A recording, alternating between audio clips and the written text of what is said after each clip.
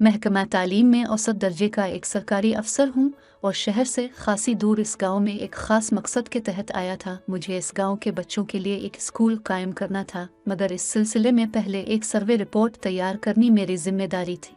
मुझे बताया गया था कि यह काम इतना आसान न होगा। वजह यह थी कि गांव का सरदार वहां स्कूल कायम करने के खिलाफ था, क्योंकि तालीम आम होने के बाद इसकी सरदारी खतरे में पड़ जाती। मगर चूंकि एक मुअल्लिम ने इस काम के लिए कोशिश की थी और एक बड़ी रकम भी मुहैया की थी, तो उसे हर हाल में तकमील तक पहुंचाना मेरी जिम्मेदारी थी। मैंने तेज़ी से काम शुरू किया। चंद रोज़ बाद मुझे इस वक्त चंद मुसल्लह अफराद ने घेर लिया जब मैं मुख्तलिफ ज़ावियों से इलाके की तस्वीर बना रहा था। अगवाकारों ने मुझसे मेरा मकसद पूछा तो मैंने सब कुछ बता दिया, मगर ये ना बताया कि किसकी ख्वाहिश पर यह काम हो रहा है। पिस्तौल की नाली मेरी कुनपट्टी से लगी हुई थी। अगवाकारों का रवैया इंतहाई सख्त था, मगर वो जो चाहते थे मैं नहीं कर सकता था। आखिर अगवाकार ने ट्रिगर पर उंगली रखी और पूछा, आखिरी बार पूछ रहा हूँ, इस मंसूबे के पीछे कौन है? बताओ, वरना गोली मार दूंगा।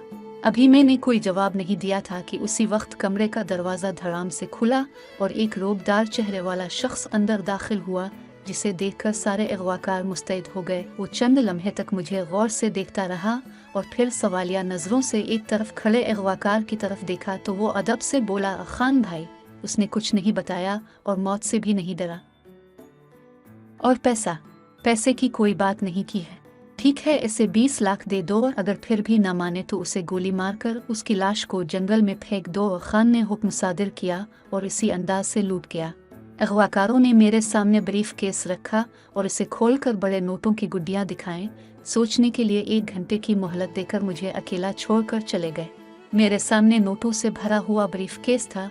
जिंदगी दांव पर लगी हुई थी। मैंने सोचा कि मैं कोई ताकतवर इंसान नहीं हूँ, और सबसे अहम बात यह कि अगवाकार जो राज जानना चाहते थे इसे बता देने में कोई हर्ज भी नहीं है। ये नोट मेरी किस्मत बदल सकते थे और शायद ये मेरी बहादुरी का खराज तहसीन होता। 1 घंटे बाद अगवाकार वापस आए।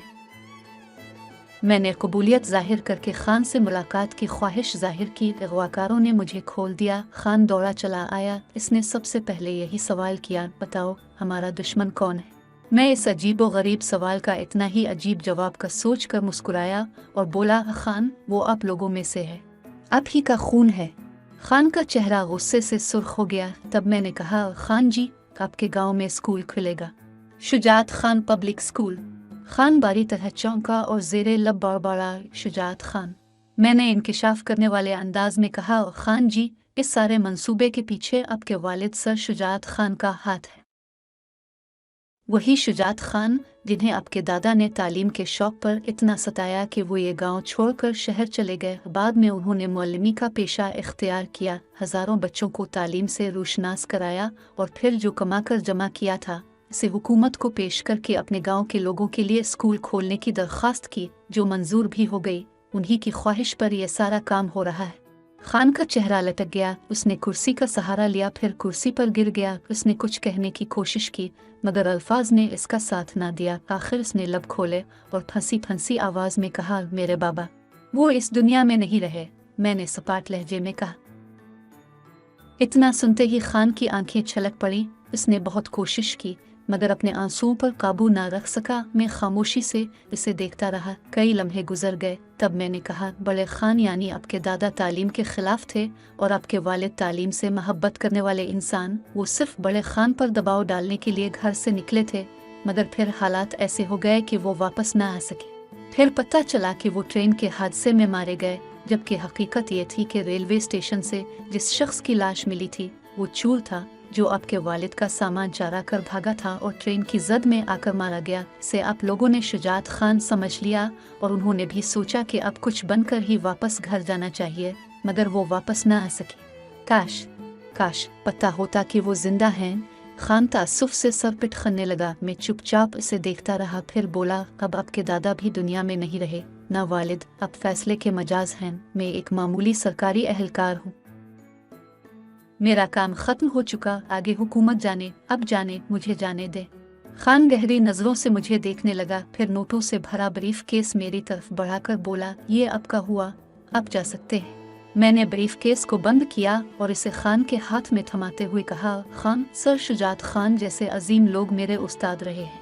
पैसे की हमारी नज़र में कोई वक़ात नहीं रही। ये पैसा आप अपने गांव के लोगों पर खर्च करें और मेरी दरख्वास्त है कि अपने वालिद साहिब की ख्वाहिश पूरी होने दें। बेशक तालीम अब जैसे हाकिम लोगों के लिए नुकसानदेह है, मगर ज़माना बदल रहा है, बच्चों को पढ़ने दें।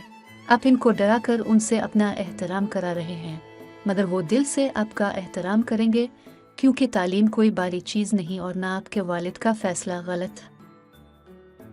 जब मैं गांव से रुखसत हो रहा था तो खान मुझे अलविदा कहने आया। अब वो एक बदला हुआ इंसान लग रहा था। उसने मुझे गिले लगाया और भराए हुए लहजे में बोला, अलविदा वसीम साहिब। मैंने खान का हाथ थामा और बोला, खान, अगर स्कूल का इफ्तिताह आप अपने हाथों से करेंगे तो आपके वालिद की रूह को सुकून मिलेगा। मैं ऐसा ही करूँगा, खान ने मजबूत लहजे में कहा। और फिर जब तक मेरी जीप खान के नज़रों से ओझल ना हो गई वो देखता रहा और अलविदाई अंदाज में हाथ हिलाता रहा, और मुझे यकीन था हम जल्द फिर मिलेंगे जब कुछ अरसे बाद इस गांव के पहले स्कूल का सन बुनियाद रखा जाएगा।